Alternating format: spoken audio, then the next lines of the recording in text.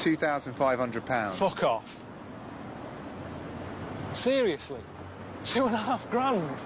The supermarkets, they say, are gouging them on price. And now you've put an inheritance tax on, which means that farming is not just going to be affected, but that's going to be passed on, not to me, I can afford it, or perhaps to you, but to the poorest. How is that justifiable? How does that support farmers? Help us understand it.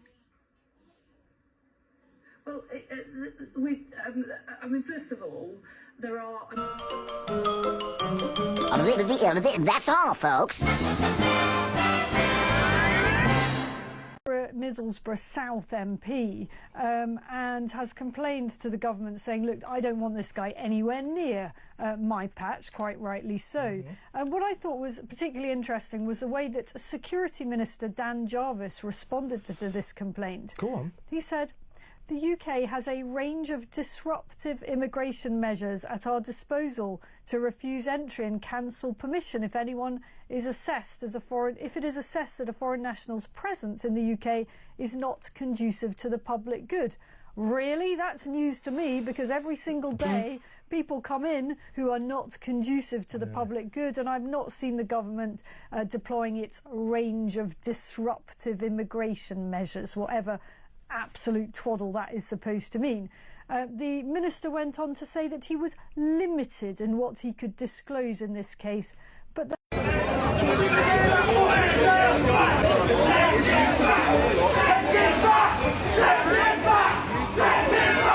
Just to reiterate, I'm not part of this protest, I'm just covering the footage.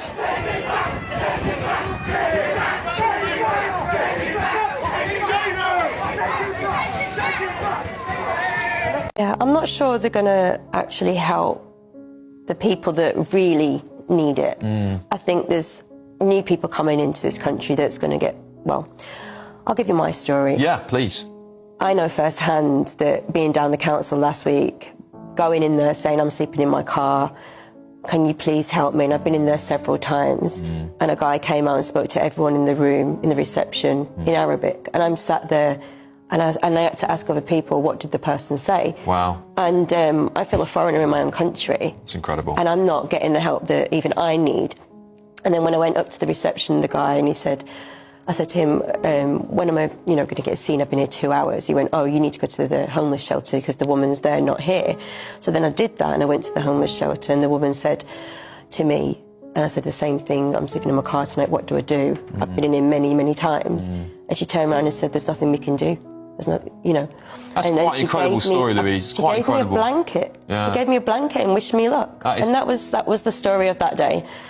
Whistleblowers have claimed 3 teenage Iranian asylum seekers went on holiday to their home country to visit family and enjoy water sports, despite claiming to have fled that country because of persecution. And then they went there, believe it or not, on holiday and came back. Yeah, again, a long-standing issue, Mike. This isn't. There's nothing new in this. And why, the government, the Home Office, has not simply said, look, if you return to your home country from the United Kingdom, and there are rules against it. I mean, when you've claimed asylum, that asylum claim is null and void, and you're subject to immediate deportation. But we won't do it. Because we lack the political will and leadership to do it. Yeah. We're not determined. I'm ex-military. There's a military phrase: selection and maintenance of the aim. If you decide that something is your aim, you damn well pursue that aim. You don't let anything derail you. The plan may change, but that aim remains that aim.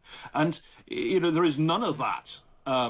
Sort of direction, vision or leadership in government. And until we get it, things like this are never going to be addressed.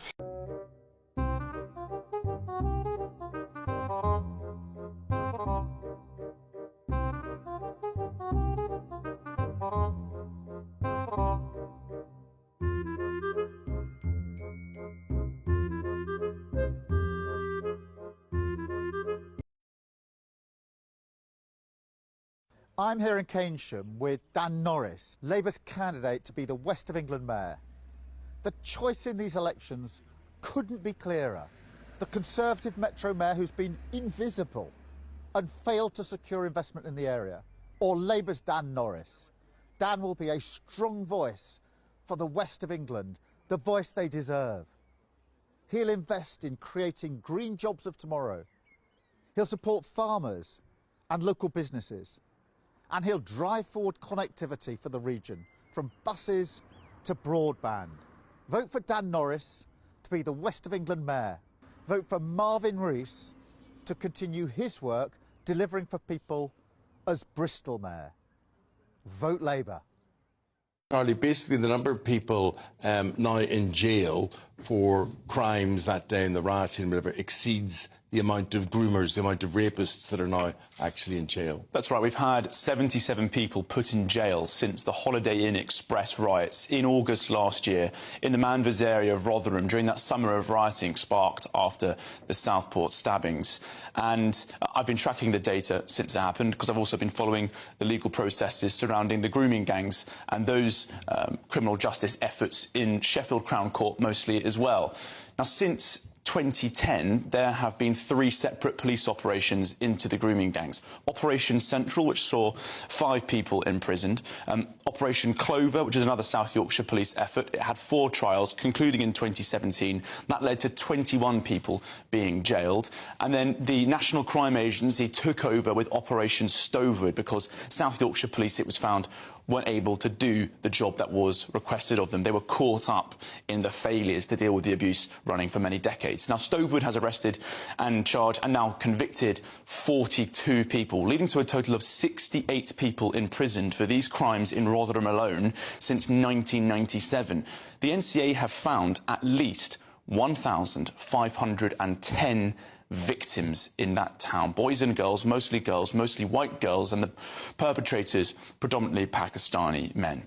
And so it was always going to happen, actually, that the number of people arrested for those riots would overtake those charged and sentenced for these gangs. You might say because there were hundreds outside that hotel, around 400 on that day, and they're very visible.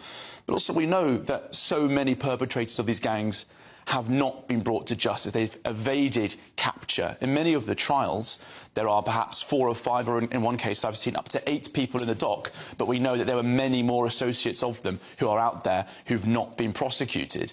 And this has led to a reaction from the Shadow Secretary for Justice, Robert Jenrick, yesterday. He said that Keir Starmer was squeamish at dealing with this. He said this was an example of 2-tier justice, that the government was very happy to go after weekend rioters with high energy, but did not deal with these rape gangs properly. And as we were preparing this story and I was going through this data, yesterday the government made this announcement that what they promised in January, those 5 local inquiries into the grooming gang scandal, that commitment is now gone. It's a flexible approach, they're saying, after feedback from local authorities. And you might say, well, of course, after feedback from local authorities, they don't want to have these inquiries. You just heard Lisa Nandy there speaking about Rochdale and Rotherham and Keighley. Keighley's never had an inquiry. But I know, and many others know, that there are several survivors there who are still seeking justice. In the Bradford district more widely, people are still seeking answers about what happened there, what occurred. We've had these local reviews in a handful of places, but Bradford has always seemed to me as the obvious place to have a serious inquiry into these rape gangs. It's the ground zero of the grooming gang scandal, and there's never been a proper assessment into that scandal. So the government also made some other announcements yesterday. They're going to double funding for adult survivors of child sexual abuse who are still processing that horrendous trauma. There's also going to be further work for therapeutic efforts, victims panels in local areas. They also said they're going to launch a Child Protection Authority, a new body for dealing with this issue, which does correspond with one of those 20 recommendations from Alexis Jay's independent inquiry into child sexual abuse.